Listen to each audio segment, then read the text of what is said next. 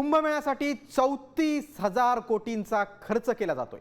मात्र यातले 0.1% जरी खर्च केले असते तरी शेकडो मराठी शाळा वाचल्या असत्या, अशा शब्दात सुप्रीम कोर्टातल्या मराठी न्यायमूर्तींनी कान टोचले। नेमकं काय म्हणालेत ते न्यायमूर्ती, त्याला कुंभमेळा मंत्र्यांनी काय उत्तर दिलंय, पाहूयात हा खास रिपोर्ट। कुंभमेळ्याच्या 0.1% रकमेतून शाळा वाचल्या असत्या।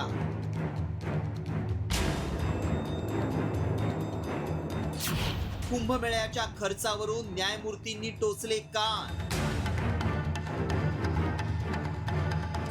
कुंभमेळा मंत्री म्हणतात आस्था आणि श्रद्धा महत्वाची।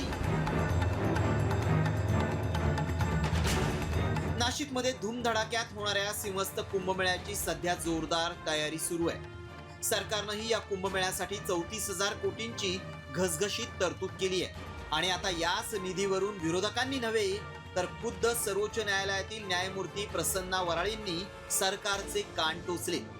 कुंभमेळ्यातील 0.1% रक्कम जरी खर्च केली असली तरी शेकडो मराठी शाळा वाचल्या असत्या, असं विधान न्यायमूर्ती प्रसन्ना वराळे यांनी शिरपूर इथल्या एका कार्यक्रमात बोलताना केलंय। खुद्द न्यायमूर्तींनीच कान टोचल्यानंतर कुंभमेळा मंत्री गिरीश महाजनांनी यावर प्रतिक्रिया देत आस्था आणि श्रद्धा ही तेवढीच महत्वाची असल्याचं सांगत प्रत्युत्तर दिलंय। एका कॉरिडॉरसाठी आम्ही 11,000 कोटी रुपये खर्च करू, तर या रकमेपैकी मी असं म्हणालो की 0.1% 32 कोटी रुपये जर सरकारने खर्च केले तर या राज्यातल्या 100-125 शाळा, मराठी शाळा ज्या बंद पडल्या त्या बंद पडल्या। पण कुंभमेळ्यासाठी तेवढंच महत्वाचं आहे। आमची आस्था आहे त्या ठिकाणी, एवढ्या करोडो लोकांचं श्रद्धास्थान आहे, ते केलं पाहिजे ना।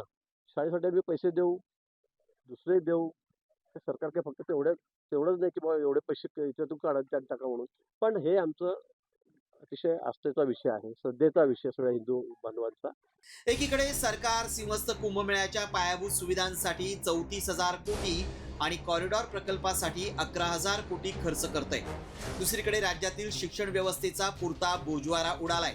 सीजेपीच्या अभिजित दिपकेंनी राज्यातल्या अनेक शाळांमध्ये वीज, पाणी, शौचालय अशा प्राथमिक सुविधा नसल्याचं समोर आणलंच होतं।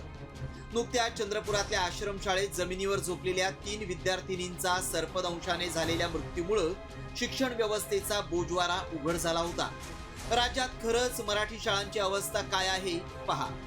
2024-25 सालच्या आकडेवारीनुसार महाराष्ट्रात एकूण 64,791 सरकारी शाळा आहेत।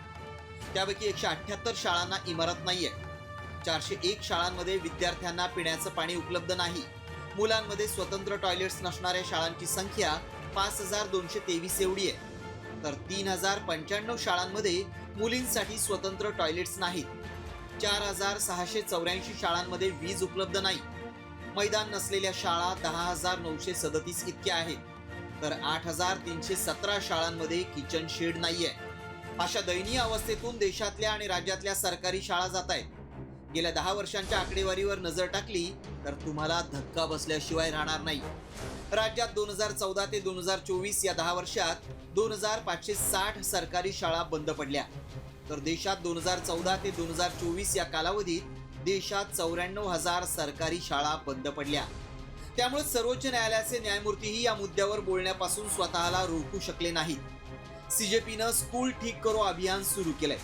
याची सरकार किती दखल घेणार आणि किती शाळा ठीक करणार की यावरूनही पुन्हा राजकारणच रंगणार हे पाहणं महत्वाचं आहे। भूषण आहिरे, साम टीव्ही न्यूज, धुळे।